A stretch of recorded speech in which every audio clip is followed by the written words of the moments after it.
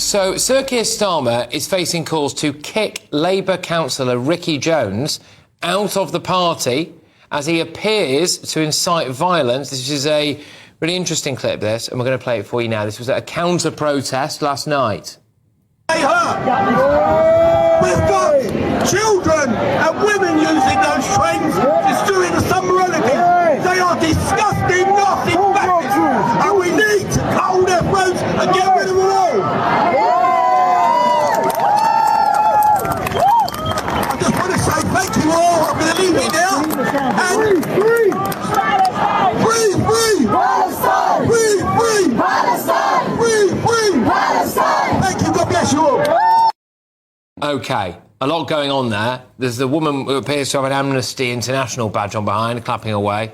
And the key bit of that clip, I think, was that he appeared to say, we need to cut their throats. GB News' national reporter, Charlie Peters, joins us now. Charlie, what's going on here?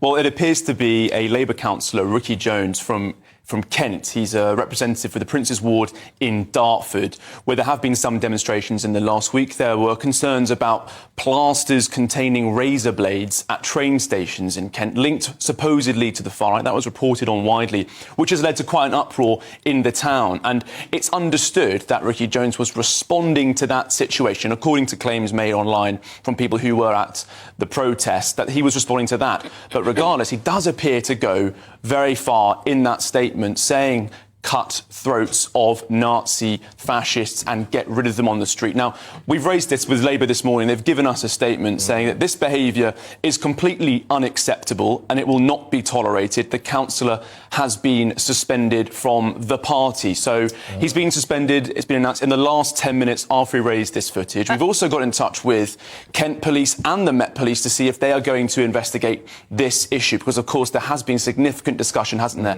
about potential public order offences, about the stirring up of anger and violence online, but also in person. Here, potentially, we could have an example of that at one of these so-called counter-demos last night. OK, so a counter-demo. We've got a Dartford Labour councillor, Ricky Jones, appearing to suggest that people there should cut the throats of, you know, fascists, far-right... Nazis is the term he uses. Cheered on by a woman wearing an Amnesty vest. So now these protests have been portrayed, on the whole, as being all about peace, harmony, unity, being accepting of refugees, etc. Does appear from this image that there is a darker side. Yeah, and concerns were raised before last night, in fact, with potentially some anti-Semitic language being used at separate protests in London where people had gathered.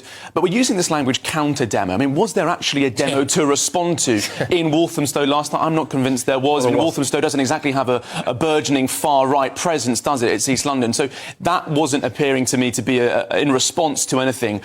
And the same, I witnessed the same. If they had turned up, could have got pretty violent with that kind of language. No, precisely. And those are the concerns that our Home and Affairs and Security editor, Mark White, has been raising today, that we've had a lot of issues with Sir Mark Rowley, the head of the Met, calling in praise some of these demonstrations, saying our communities came out last night, but there is a fear that that could have caused a bit of a ruckus. All right, now, look, we are going to be leading with this story at the top of the next hour.